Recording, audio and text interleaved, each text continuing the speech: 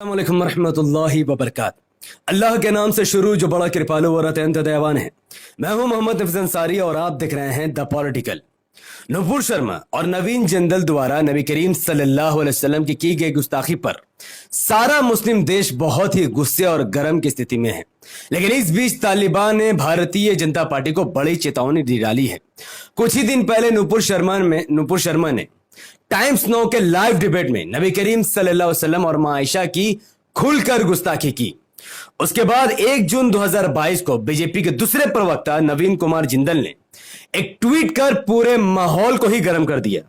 नवीन कुमार जिंदल मलऊन ने लिखा कि नबी के दुलारे से पूछना चाहता हूं कि तुम्हारा नबी 53 वर्ष की आयु में 6 वर्ष की छोटी बच्ची आयशा के साथ शादी करता है, फिर 56 वर्ष की आयु में 9 वर्ष की आयशा के साथ संबंध बनाता है। क्या वह संबंध बलात्कार की श्रेणी में आता है या नहीं?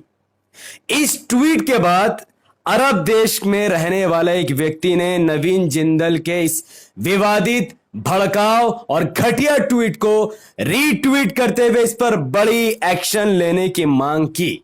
और उसके बाद नवीन जिंदल और नुपुर शर्मा द्वारा किए गए विवादित बयान के बाद पूरे अरब देश में भारतीय जनता पार्टी और हिंदुत्व के मसीहा भारत के प्राइम मिनिस्टर नरेंद्र मोदी को टारगेट किया जाने लगा। और इला रसूलुल्लाह या मोदी के नाम से ट्विटर में नरेंद्र मोदी को ही टारगेट और निशाना साधने का काम पूरे अरब देशों ने करना शुरू कर दिया। देखते ही देखते कुवैत ने भी भारत को बड़ी चेतावनी दी कि जिन लोगों ने नबी सल्लल्लाहु अलैहि वसल्लम के खिलाफ या अभद्र टिप्पणी की उसके खिलाफ सख्त से सख्त एक्शन लिया जाए, वरना हम भारत के तमाम प्रोडक्ट का खुलकर बहिष्कार करना शुरू कर देंगे। और देखते ही देखते पूरे ट्विटर में Qatar, Kuwait, Jordan, Yemen, Iran, Iraq, सारे मुस्लिम देश, सऊदी, दुबई, ये जितने भी देशों में रहने वाले मुसलमान मिनिस्टर, बड़े बड़े पदाधिकारी, जर्नलिस्ट और बड़े बड़े लोग, उलमा कराम, तमाम के तमाम लोगों ने भारतीय जनता पार्टी के नाम पर उनको धमकी देना शुरू कर दिया और इला रसूलुल्लाह या मोदी हैशटैग से पूरे ट्विटर में ट्रेंड करवानी शुरू कर दी।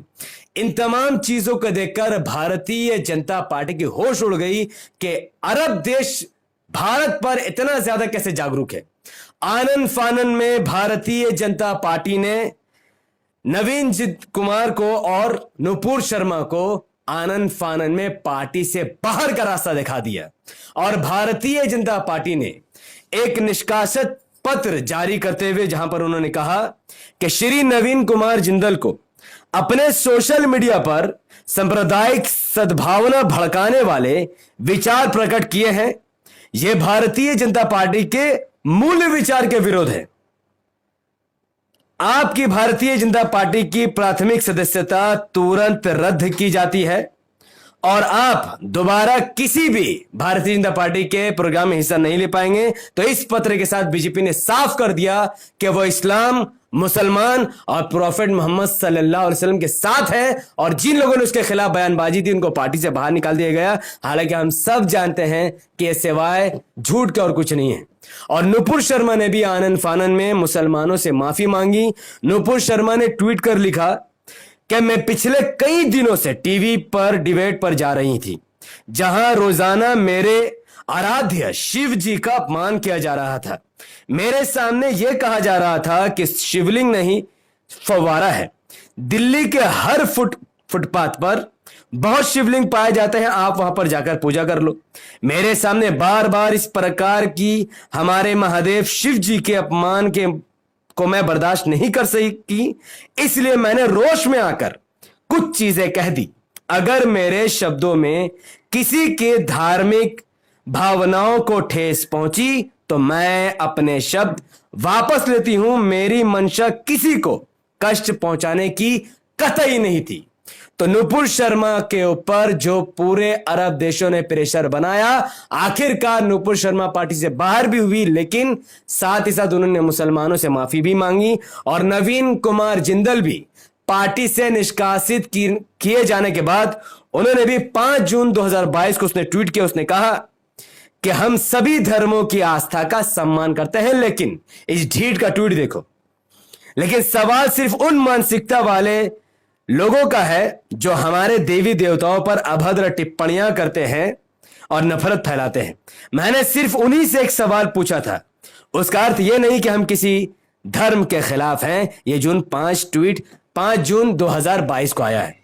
इस ट्वीट में अभी भी बहुत ज्यादा मतभेद है। पहली बात, भारतीय मुसलमानों पर टिप्पणी करना और बात है, इस्लाम पर, प्रॉफेट मोहम्मद सल्लल्लाहु अलैहि वसल्लम पर ट्वीट करना और बात है।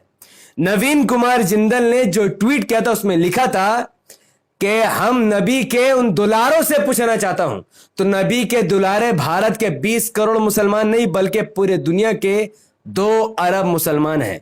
तो भारत के मुसलमानों पर अगर टिप्पणी की जाती तो भारत के मुसलमान तो वैसे भी कुछ नहीं करते और पूरी दुनिया भी खामोश रहती। लेकिन बात यहां पर प्रॉफेट मोहम्मद सल्लल्लाहु अलैहि वसल्लम और उनकी बीवी और पूरी उम्मत की मां आयशा रदी अल्लाह अन्हा की थी। हां, इस पर डिटेल पर वीडियो बनाई जा सकती है कि उनका यह बात हमारे किसी कुरान हदीस में नहीं है।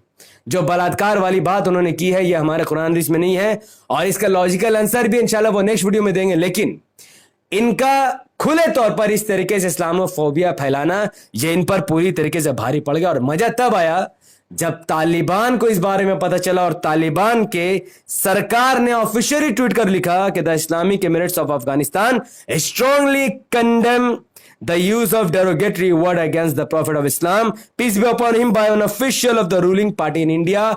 भारत में जो हमारे प्रॉफेट मोहम्मद सल्लल्लाहु अलैहि वसल्लम के खिलाफ अभद्र टिप्पणी की गई थी जो कि वहां पर रूलिंग पार्टी द्वारा की गई थी, इसका वो पूरी तरीके से कंडेम करते हैं।